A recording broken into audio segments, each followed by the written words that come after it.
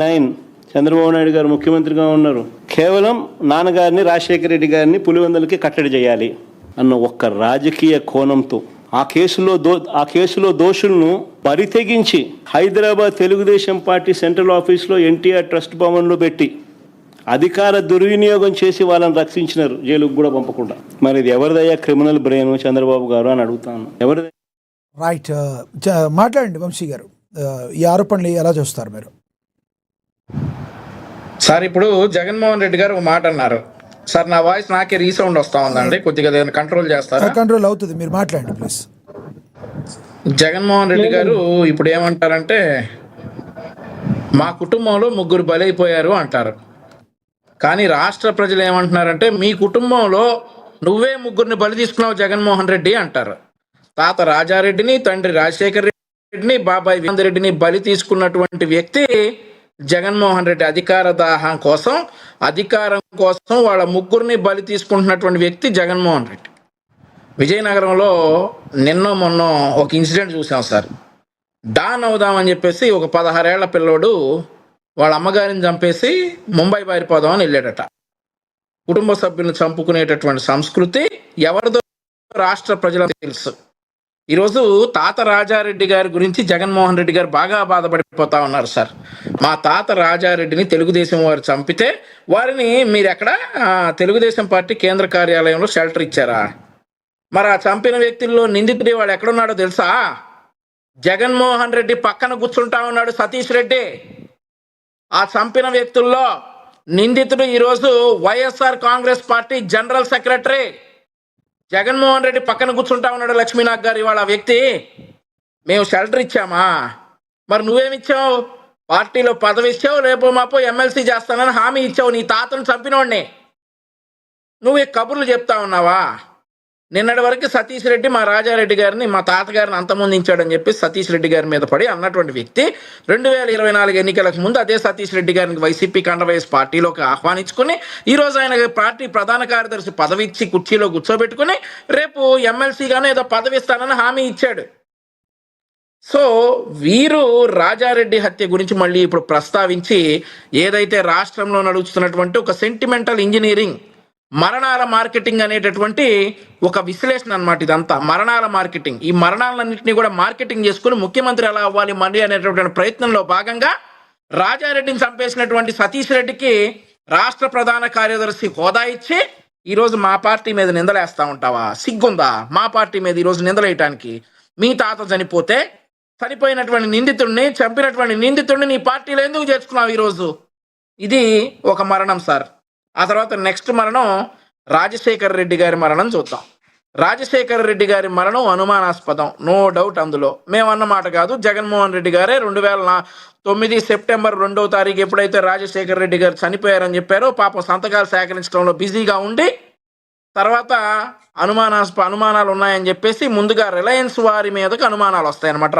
ఈ జగన్మోహన్ రెడ్డి గారికి రిలయన్స్ మీద అనుమానాలు వచ్చి పాపం పిచ్చి కార్యకర్తలు ఉంటారు కదా, ఇది ఏం చెప్తే అది నమ్మే కార్యకర్తలను ఉసిగొలిపితే వాళ్ళు వెళ్ళి రిలయన్స్ మార్ట్లు, రిలయన్స్కి సంబంధించినటువంటి పెట్రోల్ బంకులు అన్ని ధ్వంసం చేస్తారు. రాష్ట్రంలో అన్ని ధ్వంసం చేసి కేసులు పెట్టించుకుంటారు. అమాయకపోయినటువంటి ఇతని మాటలు నమ్మేటటువంటి కార్యకర్తలు కేసులు పెట్టించుకోగానే వాళ్ళు జైలు పాలవుతారు. ఈయనేమో అధికారంలోకి రాగానే ఆ రిలయన్స్ వాళ్ళు చెప్పారని చెప్పేసి పరిమళత్వానికి రాజ్యసభకు పంపిస్తాడు. ఈయన ఈరోజు వాళ్ళ నాన్నగారి హత్యట చంద్రబాబు నాయుడు గారు నిన్ను అసెంబ్లీకి రానీను అని అన్నాడట. సో చంద్రబాబు నాయుడు గారు చేశారని అనుమానం అంటే ఇతనికి. బాబాయిని చంపినోడినేమో తాతను చంపినోడినేమో రాష్ట్ర ప్రధాన కార్యదర్శి, నాన్నని చంపినోడినేమో ఎంపీ. ఇంకా ఉన్నాయి వస్తా. ఆ తర్వాత ఇంకోటి ఏంటంటే, ఇప్పుడు రాజశేఖర రెడ్డి గారి 2 రోజుల ముందు చంద్రబాబు నాయుడు గారు నిన్ను అసెంబ్లీకి రానీను అని అన్నారట. అవును అంటారు, డెఫినెట్లీ అంటారు. రాజకీయంగా నిన్ను ఎమ్మెల్యేగా ఓడించి అసెంబ్లీకి రానియము అని అంటాం. 2019-24లో కూడా అన్నాం, జగన్మోహన్ రెడ్డిని అసెంబ్లీ గేట్ తాకనివ్వమని. పవన్ కళ్యాణ్ గారు అన్నారు, చంద్రబాబు నాయుడు గారు అన్నారు, లోకేష్ అసెంబ్లీ గేట్ తాకనివ్వము అని. తాకాడా జగన్మోహన్ రెడ్డి? అసెంబ్లీకి వస్తున్నాడా ఇప్పుడు? అది అసెంబ్లీకి రానియకపోవడం అంటే ఏంటో అదనమాట. అంతేగాని మీ అనుకోండి, ఆ దొంగ బయటికి వెళ్ళేటప్పుడు పచ్చికెళ్తాడు. మరి జగన్మోహన్ రెడ్డి గారికి ఎందుకు అలా అర్థమైందంటారు వంశీ గారు? అనుకోండి, ఒక తాళమే వేసుకెళ్తాడు. వంశీ గారు, మరి జగన్మోహన్ రెడ్డి గారికి ఎందుకు అలా అర్థమైందంటారు? చెప్తానండి, చెప్తా, ఇంకా చాలా ఉన్నాయి చెప్పాల్సినవి. చెప్తాను లక్ష్మీనాథ్ గారు. ఇంకా ఉన్నాయి కదా, ఇంకా మరణాలు ఉన్నాయి కదా, మార్కెటింగ్ చేసుకున్న మరణాలు ఇంకా ఉన్నాయి కదా, వాటి గురించి విశ్లేషించనియండి. ఇంకొకటి ఉంది మరణం, మార్కెటింగ్ చేసుకున్నటువంటి మరణం ఇంకోటి మిగిలి ఉంది. ఏదైతే చంద్రబాబు నాయుడు గారు ఆ రోజు సరే 2 రోజుల ముందు అన్నారట, అందుకని అనుమానం అట. మరి ఎందుకు సార్ ఈ అమాయక కార్యకర్తలందరినీ రిలయన్స్లు పగలగొట్టండి, జియో ఆఫీసులు పగలగొట్టండి అని అన్నారు. వాళ్ళు పగలగొట్టేటప్పటికి కేసులైనా ఈయనేమో అధికారంలోకి రాగానే వాళ్ళకి ఎంపీ, రాజ్యసభ ఎంపీని చేస్తాడు వీళ్ళ పార్టీ నుండి. ఆ తర్వాత మోస్ట్ ఇంట్రెస్టింగ్ మర్డర్, బాబాయ్ మర్డర్ కేసు సార్. ఇది కూడా పాపం మా మరణాల మార్కెటింగ్లో భాగంగా ఇది కూడా మార్కెటింగ్ చేసుకున్నారు. అప్పుడు చంద్రబాబు నాయుడు గారు అధికారంలో ఉన్నాడట. తాతను చంపినోడేమో ఈరోజు పార్టీ ప్రధాన కార్యదర్శి, తండ్రిని చంపాడని చెప్పి ఆరోపించిన వాళ్ళేమో ఈరోజు ఎంపీ. ఆ తర్వాత బాబాయిని చంపినాడు అని గట్టిగా ఆరోపణలు ఉండి సిబిఐల దాకా వెళ్ళి మళ్ళీ కోర్టుల వరకు వెళ్ళినటువంటి అవినాష్ రెడ్డి ఏమో ఈరోజు ఎంపీ ఈయన పార్టీ నుండి. ఈయన ఇక వాళ్ళ సావులన్నీ ఇక మా మీదకి నెట్టాం. రాజారెడ్డి చంపినోడు ఎక్కడున్నాడు? ఆ తర్వాత రాజశేఖర రెడ్డి అనుమానాస్పద మృతి వెనక మేము మాట్లాడిన మాటల, మీరు మాట్లాడిన మాటల, ఆ తర్వాత బాబాయ్ హత్యలో భాగం ఉన్నటువంటి వారందరూ కూడా ఈరోజు ఎక్కడున్నారనేటటువంటి విషయాలు ప్రజలందరికీ బాగా తెలుసు. సార్, ఈరోజు మరొక విషయం స్పష్టం చేయాలి లక్ష్మీనాథ్ గారు మీకు. ఇన్ని రోజులు జగన్మోహన్ రెడ్డి పులివెందులు దాటి పోటీ చేయలేడు కూడా. పులివెందుల నియోజకవర్గం తప్ప ఏ నియోజకవర్గంలో 2024 వరకు పోటీ చేసే సత్తా లేని వ్యక్తి జగన్మోహన్ రెడ్డి. కూడా వీళ్ళ మీద భయంతో ఓట్లేశారు సార్. ఇన్ని రోజులు వీళ్ళ మీద భయపడి ఓట్లేశారు, అంతేగాని వీళ్ళేదో వాళ్ళ మీద ప్రేమతో ఓట్లేదు. అది ఎలా తెలుసు అంటే, జగన్ నిన్ను అధపాతాళానికి తొక్కుతాం, జగన్మోహన్ రెడ్డి నిన్ను అసెంబ్లీ గేట్ తాకనివ్వం అని చెప్పిన తర్వాత దారుణాతి దారుణంగా 11 సీట్లకు పడిపోయిన తర్వాత పులివెందుల నియోజకవర్గ ప్రజలందరికీ కూడా ధైర్యం వచ్చింది. ఈ జగనాసురుడు మనల్ని ఏం చేయలేడిక అని చెప్పి ధైర్యంతో ఎప్పుడైతే ఈ జెడ్పీటీసీ ఎన్నికలు జరిగాయో ఆ జెడ్పీటీసీ ఎన్నికల్లో ఘోరంగా డిపాజిట్లు కూడా రాకుండా సొంత నియోజకవర్గంలో 2 జెడ్పీటీసీలు ఓడించినటువంటి ఘనత పులివెందుల నియోజకవర్గ ప్రజలది. అయితే ఇప్పటి వరకు భయంతో ఓట్లేశారు, ఇక ధైర్యంగా ఓట్లేసి జగన్మోహన్ రెడ్డిని ఓడించారు. 2029లో పులివెందుల్లో జగన్మోహన్ రెడ్డిని గెలవమన్నాడు, చూద్దాం. సో ఇట్లా వాళ్ళ తాత మరణాలు, వాళ్ళ బాబాయ్ మరణాలు, వారి తండ్రి మరణాలన్నీ మా అకౌంట్లోకి వేస్తారనమాట.